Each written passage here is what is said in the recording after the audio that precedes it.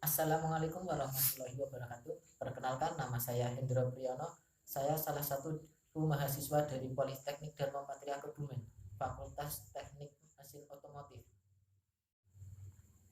Saya di sini akan menjelaskan tentang hak dan kewajiban warga negara. Ini untuk memenuhi salah satu tugas saya di mapel PKN. Pertama, saya akan menjelaskan tentang pengertian warga negara. Warga negara merupakan terjemahan kata Citians bahasa Inggrisnya yang mempunyai arti warga negara berwujud yang sebuah kota. Sesama warga negara, sesama penduduk, orang setanah air, bawahan atau kaulah.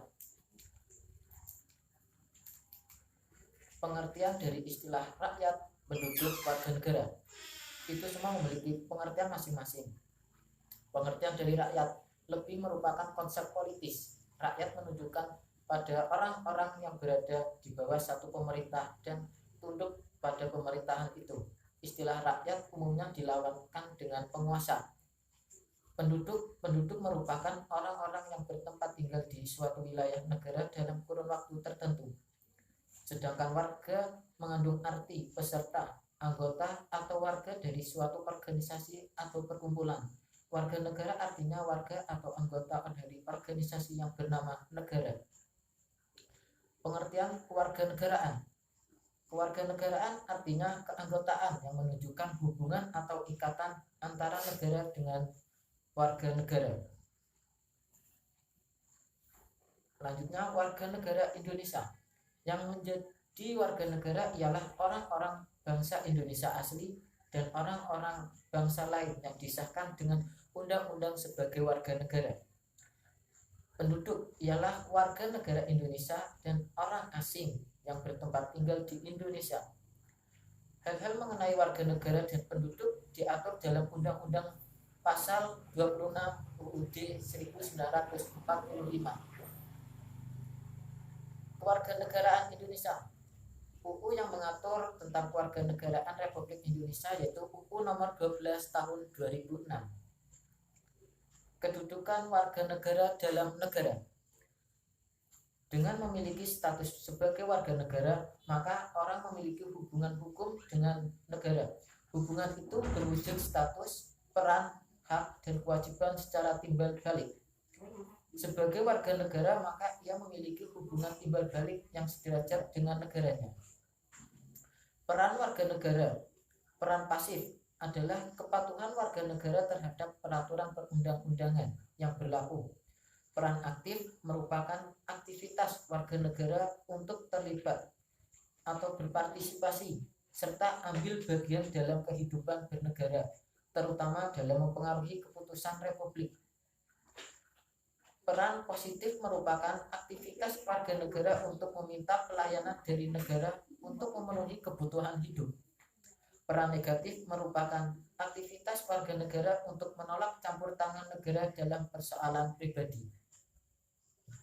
Hak dan kewajiban warga negara Indonesia.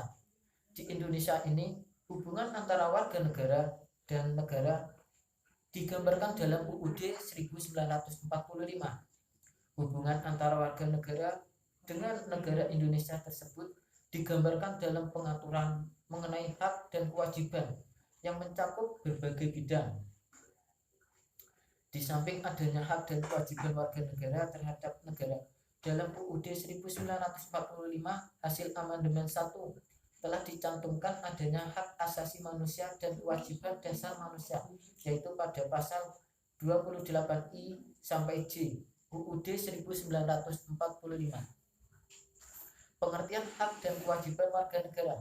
Warga negara menurut Kamus Besar Bahasa Indonesia adalah penduduk sebuah negara atau bangsa berdasarkan keturunan, tempat kelahiran dan sebagainya yang mempunyai kewajiban dan hak penuh sebagai seorang warga dari negara itu.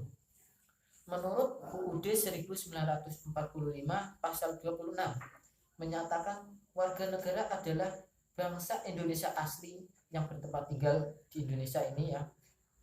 Saya ulangi, bangsa Indonesia asli dan bangsa lain yang disahkan undang-undang sebagai warga negara. Hak dan kewajiban warga negara. 1. Hak.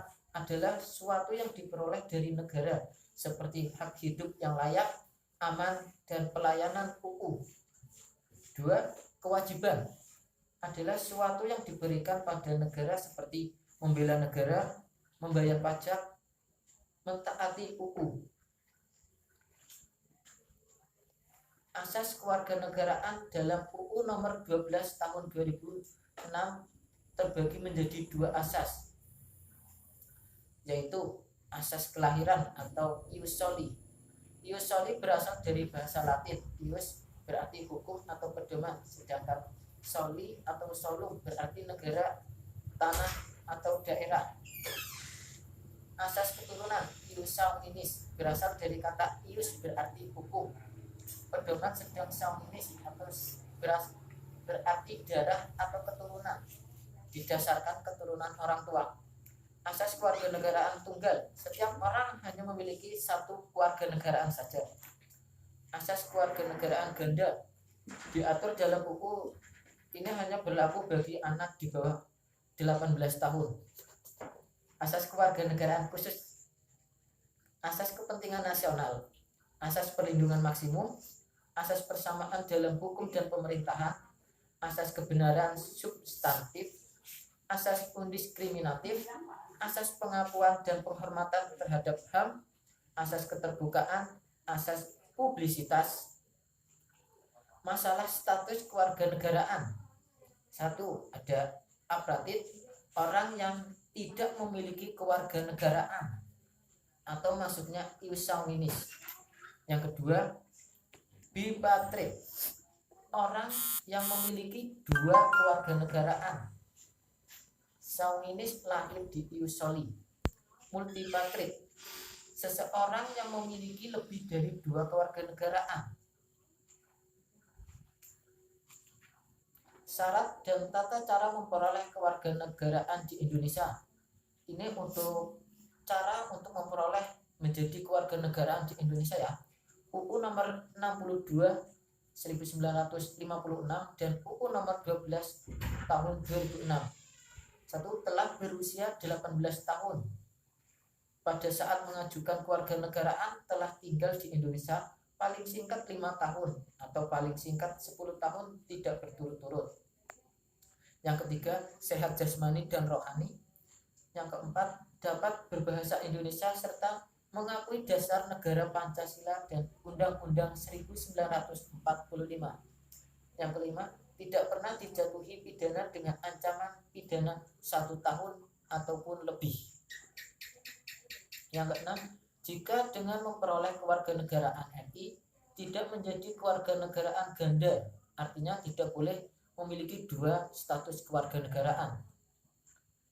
7. Mempunyai penghasilan dan pekerjaan tetap.